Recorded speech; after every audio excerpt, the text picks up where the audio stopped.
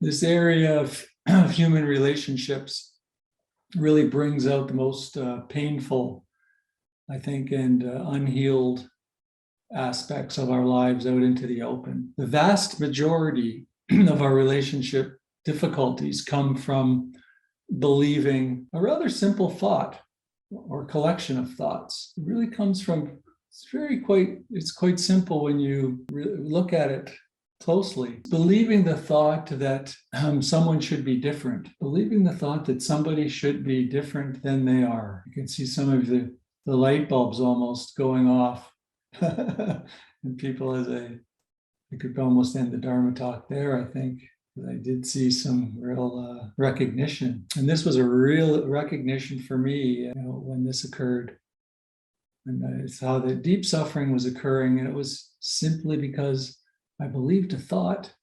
The thought was that this person should be different, should be behaving differently. Actually, most people, I think, when you look at it closely, don't really want to look at personal difficulties as a way of transformation. They don't want this particular teacher. They don't want relationships to be the teacher.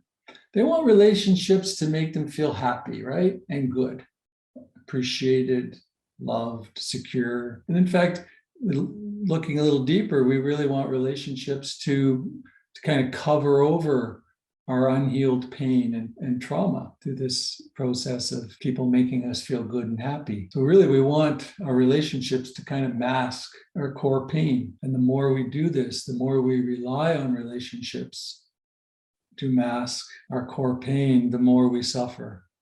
Because another person can never fulfill this expectation, right? Another person can never do that for us. We can only do it for ourselves. And that's, again, the invitation here in this of this practice. So even if we're on a spiritual path or a path to spiritual awakening, when we feel threatened or our expectations are not met in a relationship, we tend to forget that such difficulties are the path. And instead we hold on to these believed thoughts that the person should be different somehow, that they should meet my expectations.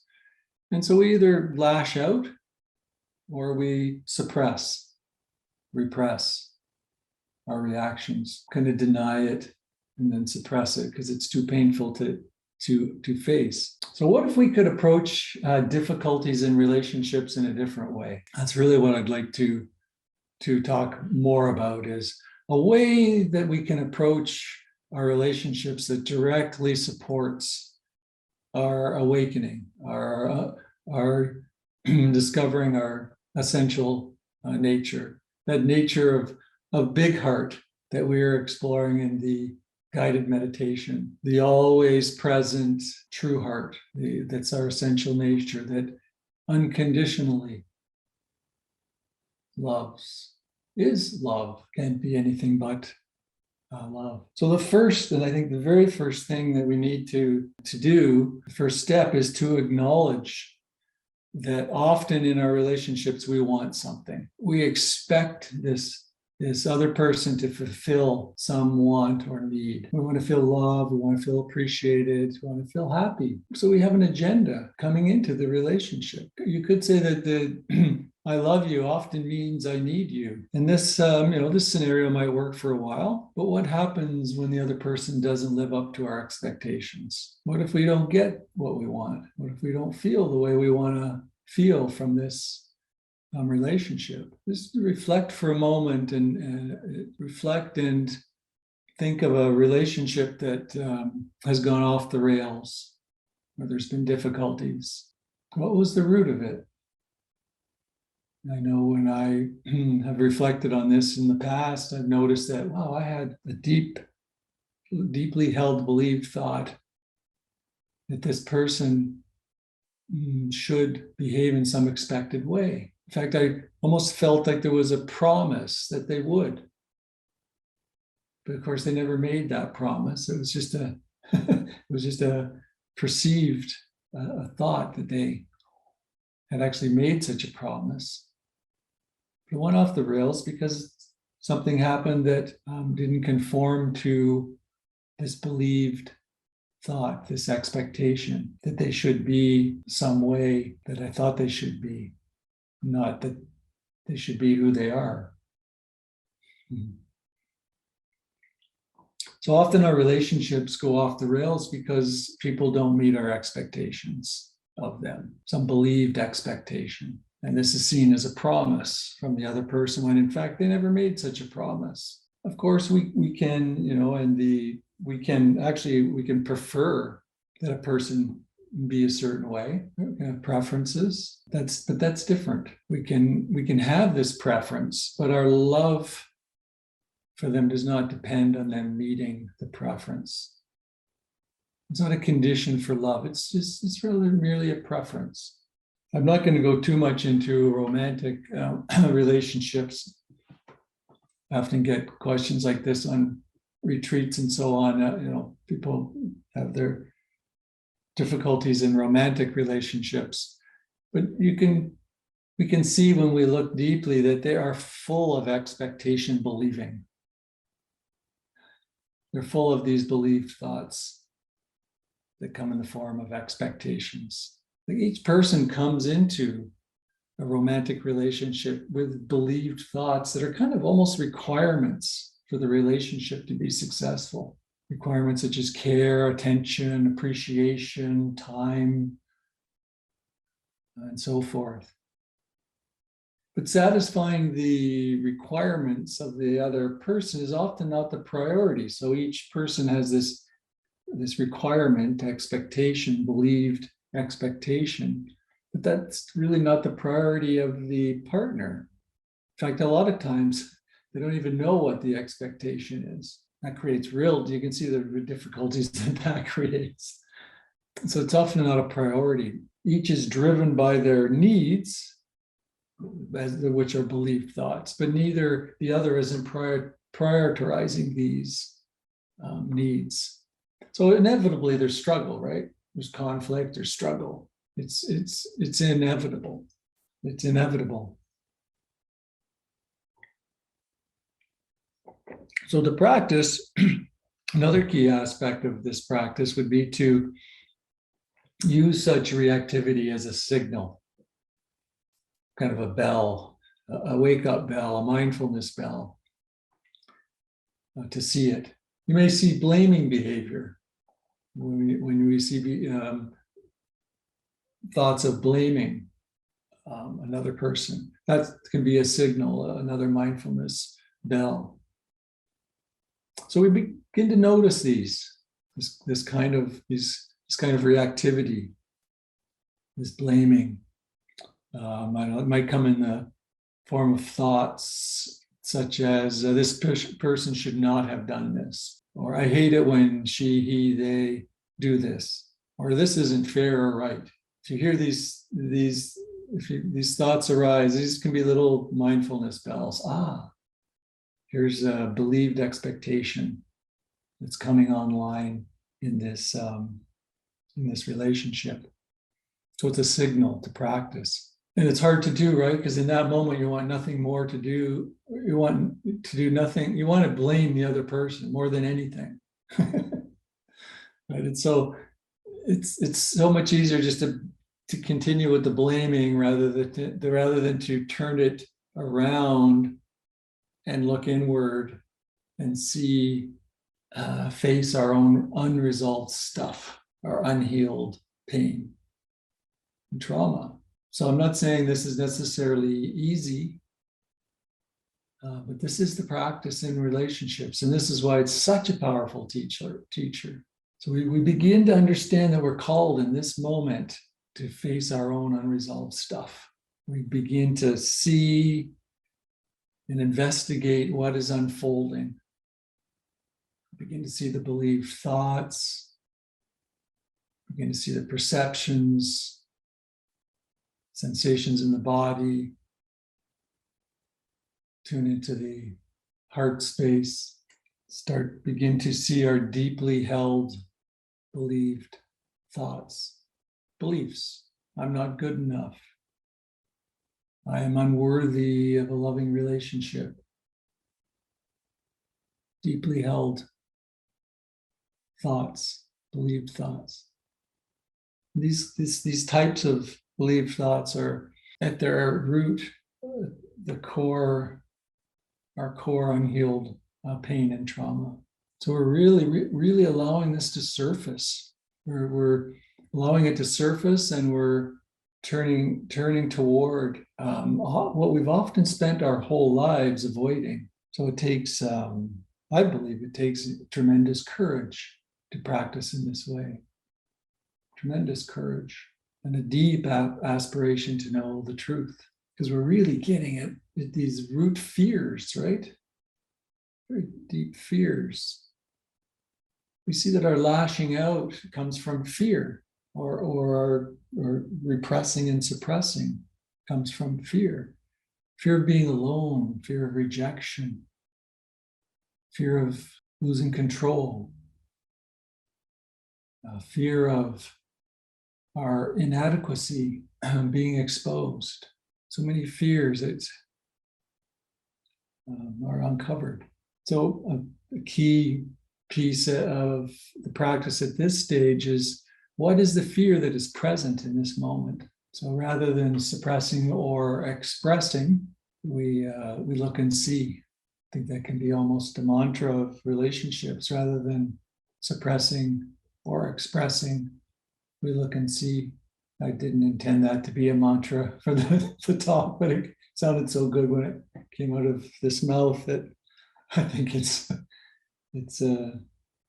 kind of sums up so much of what I'm saying. We look and see. So we open our protected hearts, protected human heart. We become less defended, and we begin to see that all this suffering is a result of believed expectations, believed thoughts, which are based on perceived needs. So we can really become aware of these thoughts. So we really start to see how these thoughts, believing these thoughts and difficulties in relationship are so intertwined, so inextricably linked. Become aware of them. So important to become aware in the body. And for me, I really become aware of the body, particularly in the heart space. In my practice, I really felt these believed expectations, and I felt the armor that I had put up around my heart. I could viscerally feel it in the chest area. So it became a real point of practice to breathe into and really feel that area of the body in particular. It may be different for you. I don't know. Like perhaps it manifests in different areas in the body. But I have heard from many that this is a core area of practice when we're looking at relationships. So we begin to see it all. That our relationship expectations are based on these core fears, and that it's simply a bunch of thoughts, perceptions, and sensations. Nothing more. Nothing more. It's just a collection of thoughts, body sensations, perceptions, beliefs, which is just another way of saying thoughts. It's nothing more. So we begin to see that. We really begin to see it. And this may go against what we've been taught, growing up, and we're not usually taught to allow and experience our lives. We're really, we're more taught to kind of think about it a lot and then move towards a defense strategy. Right? That's kind of how we're taught to deal with really. It's just think about it, kind of pros and cons. I don't know how many times I did that as a teenager, thinking about, relationships with girls as a teenager, with the pros and cons. And if I thought about it enough, I'd be able to figure it all out. And, it's like a math equation. I don't know. But that's how I was taught. And then if it didn't work out, move quickly towards defense and protection, right? And so this is quite different. Goes against in many ways what we're taught. So once we see all this, right, we see our expectations, they can really begin to dissolve. Begin to see this constellation of thoughts, perceptions, body sensations, our core fears, and how that relates to our relationship expectations. It all begins to dissolve. We're just seeing it. We're not doing anything about it. You really just have to see it. The seeing is the doing here. The seeing is the investigation here. Just seeing it, and it begins to dissolve. And what naturally emerges is the big heart, as I've called it in past sessions. The true heart, the unconditional love. Just kind of naturally emerges. And you can sense into that in the heart space as well. At least that's been my experience. So as I've often said, we don't have to open our hearts to be loving. Just allow the barriers to dissolve. And the already loving and open heart simply emerges. Should I say that again? We don't have to try to be loving. Simply allow the barriers to dissolve, these expectations to dissolve, these fears to dissolve. And the already loving and open heart simply displays itself. It's always there, it's like it springs forth. Like radiant light. You've heard that metaphor. Here's a little exercise before we end and open up for discussion. Think of someone that you have lots of judgments about. Someone that you're close to, actually, and somebody that you or somebody that you interact with a lot. And you've got lots of judgments about them, whatever they might be. So if you think of that person to yourself, it could be helpful as I explain the exercise. Or you might think of the person later, someone that you have lots of judgments about. Now, for one day, when you're with this person, try noticing all the judgments, the criticism, and not believing them. Not believing them. It's the judgment comes up and just see it, not believing it. So when a judgment arises, you notice it, see it, but you don't solidify on it. Meaning you don't think about it or speak it. Don't solidify on it. That's one of Bhante Gunaratana's lines. He goes, "Oh, that's an interesting thought. Have you solidified on that?" Bhante is one of his favorite. Like that was one of his go-to lines when you said something that kind of came out. It wasn't kind of a judgment or, oh, it's an interesting. Have you solidified on that? In other words, do you believe it? I think it's kind of a polite way for a Bhante to say, "Do you actually believe that shit?" Or, so just notice it and don't solidify on it. Then experience the body sensations that accompany the judgmental thoughts. See what body sensations are present. So this exercise just simply enables us to see our judgments, that our judgments are not about the other person, that they're all about us. They're all about us. Nothing to do with the other person. They're all about us. I think you can also see that all beings want happiness.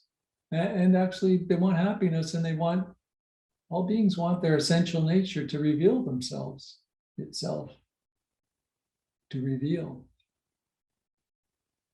So we can't forget this, that this is happening for all of us. Even if we don't know it, it's happening. True nature is trying to reveal, even when we don't know it.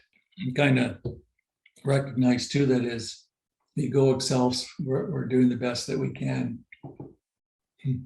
So I found it really helpful to relate to other people, and especially people that didn't meet my believed expectations from the big heart, from my essence, not from the little me. When we relate from, I hope you know what I mean by little me and egoic self. We've talked about this in the past, but I know some folks haven't